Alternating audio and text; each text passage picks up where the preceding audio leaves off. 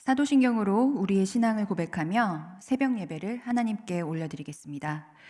전능하사 천지를 만드신 하나님 아버지를 내가 믿사오며 그 외아들 우리 주 예수 그리스도를 믿사오니 이는 성령으로 잉태하사 동정녀 마리아에게 나시고 본디오 빌라도에게 고난을 받으사 십자가에 못 박혀 죽으시고 장사한 지 사흘 만에 죽은 자 가운데서 다시 살아나시며 하늘에 오르사 전능하신 하나님 우편에 앉아 계시다가 저리로서 산자와 죽은 자를 심판하러 오시리라.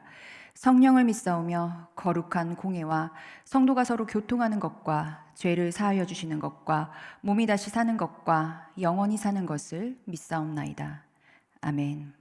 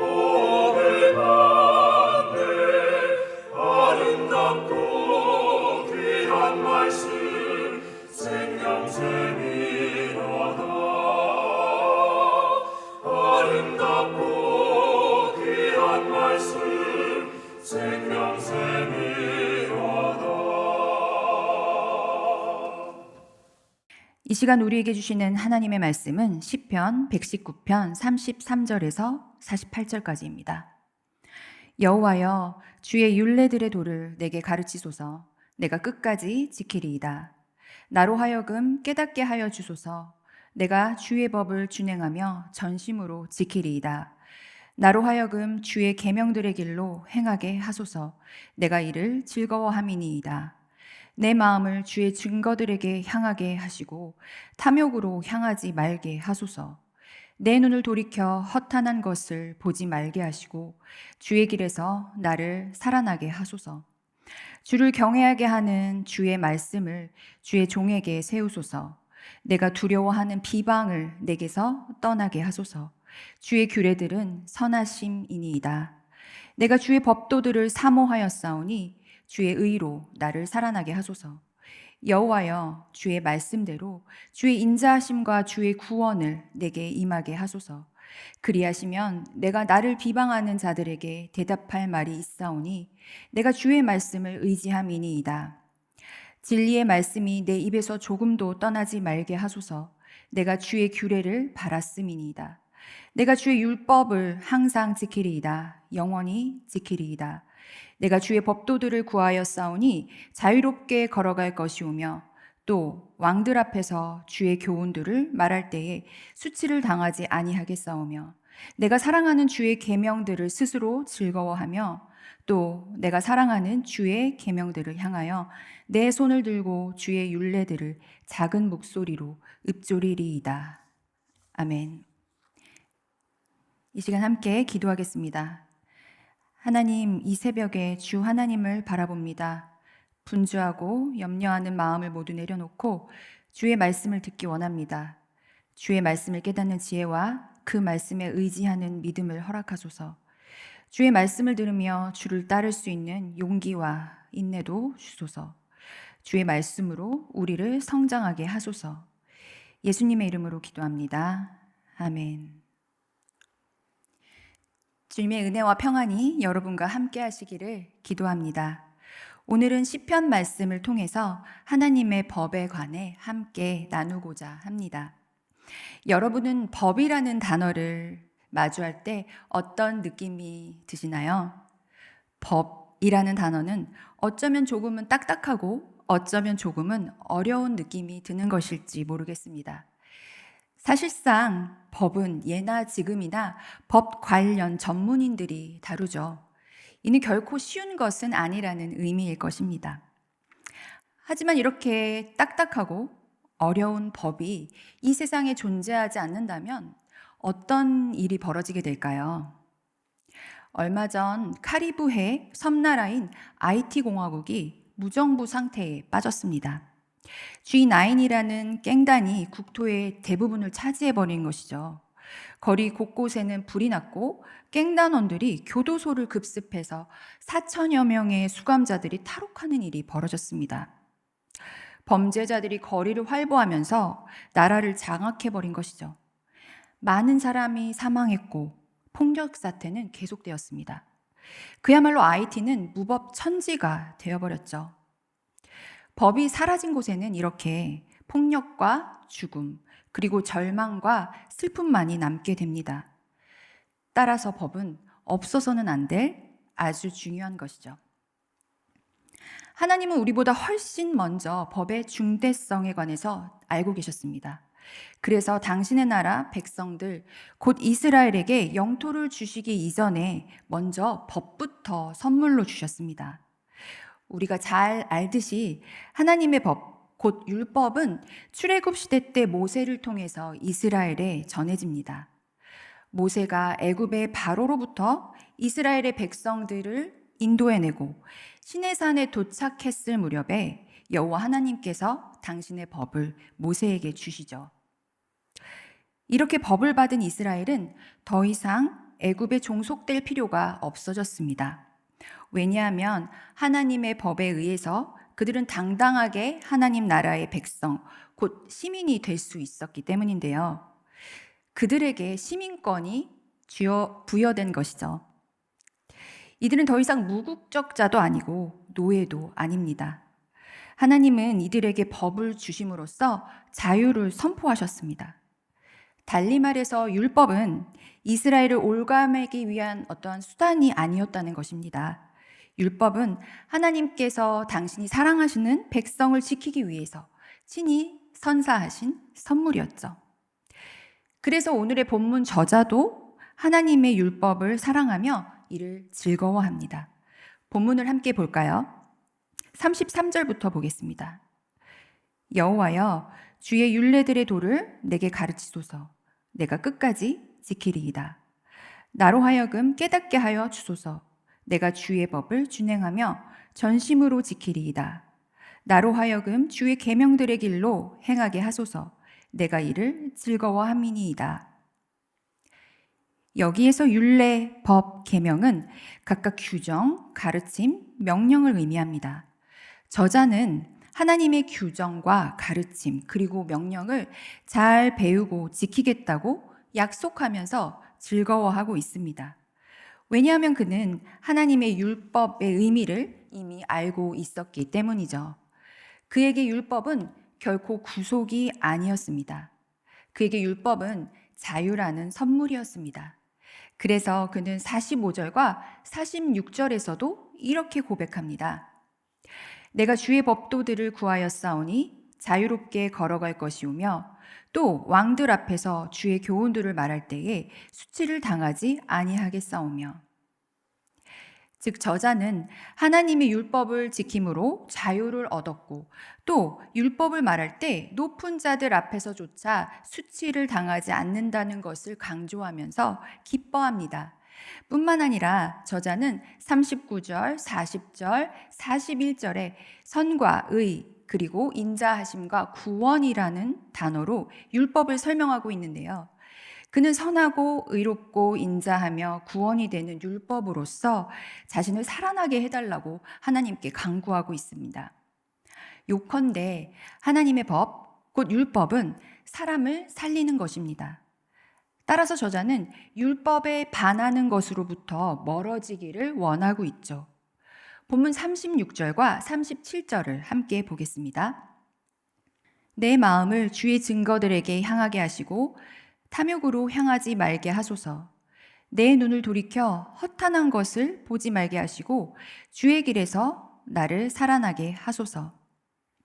이 구절들에 의하면 탐욕과 허탄한 것을 보는 것은 하나님의 법에 반하는 것입니다. 39절도 보겠습니다. 내가 두려워하는 비방을 내게서 떠나게 하소서. 주의 규례들은 선하심이니이다. 비방도 마찬가지로 저자가 두려워하는 것으로 하나님의 법에 반하는 악이죠. 이를 통해서 우리는 한 가지 사실을 깨달을 수 있습니다. 탐욕과 허탄한 것을 보는 것, 그리고 비방은 하나님께서 기뻐하시지 않는다는 것입니다. 그리고 이 모두는 사실상 하나라는 사실도 유추할 수 있죠. 허탄한 것을 보는 것과 비방은 그 깊은 내면에 탐욕이 자리 잡고 있기에 이 모두는 사실상 하나라고 할 수 있겠습니다. 그래서 하나님께서는 골로새서 3장 5절에서 탐심은 우상숭배니라 라고 말씀하셨습니다. 우상숭배는 우리 모두가 다 잘 알고 있듯이 하나님께서 가장 싫어하시는 것이죠. 역사적으로 이스라엘이 멸망한 이유도 바로 이 우상숭배, 곧 탐욕 때문이었습니다. 예레미야 6장 12절에서 13절은 이에 관해서 설명하고 있습니다. 그들의 집과 밭과 아내가 타인의 소유로 이전되리라. 여호와의 말씀이니라. 이는 그들이 가장 작은 자로부터 큰 자까지 다 탐욕을 부리며 선지자로부터 제사장까지 다 거짓을 행함이라. 이처럼 이스라엘은 탐욕적이었습니다. 예루살렘 성전이 있던 남왕국 유다마저도 하나님의 율법을 사랑하지 않았죠. 탐욕이라는 우상숭배가 가득했던 이 시대를 열왕기하 저자는 이렇게 묘사합니다. 무죄한 자의 피를 심히 많이 흘려 그 피가 예루살렘에 가득하였다라고 말이죠. 이 섬뜩한 묘사는 그 사회가 얼마나 불의하고 악했는지를 아주 극명하게 보여주고 있습니다. 이러한 시대적 상황은 제가 서두에서 언급했던 IT공화국의 무정부 상태와 크게 다르지 않아 보입니다. 법의 부재, 더욱이 하나님의 완전한 법이 부재한 곳에는 보다 참혹하고 잔인한 폭력과 죽음, 그리고 절망과 슬픔만이 남게 됩니다. 결국 하나님의 법을 사랑하지 않았던 이스라엘은 완전하게 멸망하게 되는데요. 아수르와 바벨론이라는 하나님의 도구에 의해서 기원전 586년에 남왕국 유다마저도 완전하게 멸망해버립니다. 하나님의 법에 의해서 통치되지 않는다면 그들은 더 이상 하나님의 백성도 하나님의 나라도 아니었기 때문입니다.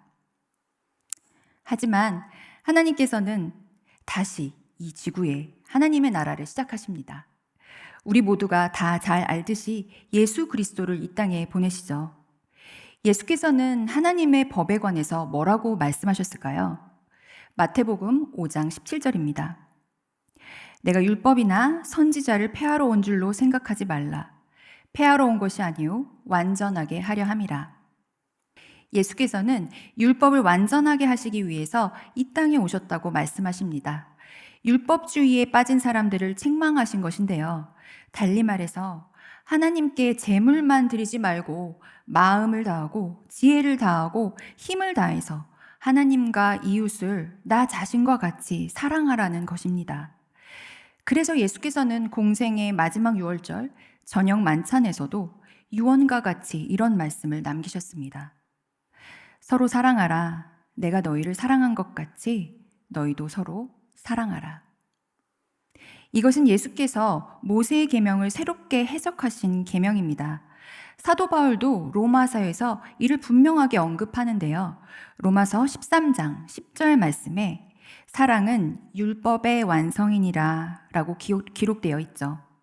따라서 하나님의 법, 곧 율법의 완성은 사랑입니다. 예수께서도 그 사랑을 완전하게 증명하시기 위해서 십자가에 기꺼이 달리셨죠. 그러므로 사랑이 기반이 되는 하나님의 나라에서는 폭력이라면 어떠한 형태도 용납될 수 없습니다. IT 공화국과 같은 사태는 절대로 일어날 수 없는 것이죠. 오늘의 본문 저자 역시 이렇게 사랑이 기반이 되는 하나님의 나라를 만끽하고 싶어 합니다. 그래서 그는 본문 47절, 48절과 같이 고백합니다. 내가 사랑하는 주의 계명들을 스스로 즐거워하며 또 내가 사랑하는 주의 계명들을 향하여 내 손을 들고 주의 율례들을 작은 소리로 읊조리리이다. 이렇게 하나님의 법, 곧 사랑을 노래하며 즐거워하는 사람은 예수 그리스도의 영에 이끌리는 사람일 것입니다. 곧 성령의 인도하심을 받는 사람이죠. 이렇게 성령의 인도하심을 받았던 한 사람을 소개하면서 오늘의 설교를 마치고자 합니다. 손양원 목사님인데요. 애양원에서 한센인에게 보였던 손양원 목사님의 사랑의 이야기는 이미 유명합니다. 그리고 1948년 여순 사건 당시 손 목사님의 두 아들이 안재선에 의해서 순교당했던 이야기도 이미 유명할 것입니다. 안재선은 공산당에 가담해서 교회를 불태우고 손 목사님의 두 아들을 총살했었죠. 보통 사람이라면 참을 수 없는 분노와 슬픔에 휩싸였을 텐데요. 손 목사님은 안재선을 집으로 데려와서 먹이고 입히고 예배에 함께 참여하게 했습니다. 그리고 이렇게 기도했습니다. 두 아들을 순교로 바치게 된 축복에 감사합니다. 미국 유학 가려고 준비하던 내 아들, 미국보다 더 좋은 천국 가서 내 마음이 안심되어 감사합니다. 원수를 회개시켜 내 아들 삼고자 하는 사랑의 마음을 주신 하나님께 감사합니다. 라고 말이죠. 더욱 놀라운 것은 안재선이 예수 그리스도를 영접하고 신학을 공부한 후에 전도사 사역을 하였다는 것입니다. 뿐만 아니라 그의 아들 안경선은 목사가 되어서 손양원 목사께서 섬기셨던 애양원 교회에 파송을 받고 2020년에 아프리카 부룬디로 떠났습니다. 그는 현재 그곳에서 그의 양할아버지처럼 한센인 공동체를 섬기고 그곳에서 사역을 하고 있죠. 손양원 목사님이 보여준 사랑이 지금 세계 속에서 꽃을 피우고 있는 것입니다. 이것이 바로 예수께서 주신 새 계명, 서로 사랑하라의 올바른 실천이 아닐까 하는 생각이 듭니다. 그리고 이것은 또한 사도 바울이 말한 하나님의 법, 율법의 완성이겠죠. 사랑하는 성도 여러분, 이 새벽에 하나님의 말씀에 귀를 기울이시는 여러분에게 하나님의 은혜가 풍성히 임하기를 바랍니다. 함께 하나님의 법을 읊조리며 예수 그리스도의 사랑을 묵상하고 성령 하나님의 인도하심을 따라서 하나님의 법인 사랑을 실천하며 성장해가는 저와 여러분이 되기를 소망합니다. 주기도문으로 예배를 마치겠습니다. 하늘에 계신 우리 아버지여, 이름이 거룩히 여김을 받으시오며 나라가 임하시오며 뜻이 하늘에서 이루어진 것 같이 땅에서도 이루어지이다. 오늘 우리에게 일용할 양식을 주시옵고 우리가 우리에게 죄 지은 자를 사하여 준 것 같이 우리 죄를 사하여 주시옵고 우리를 시험에 들게 하지 마시옵고 다만 악에서 구하시옵소서. 나라와 권세와 영광이 아버지께 영원히 있사옵나이다. 아멘.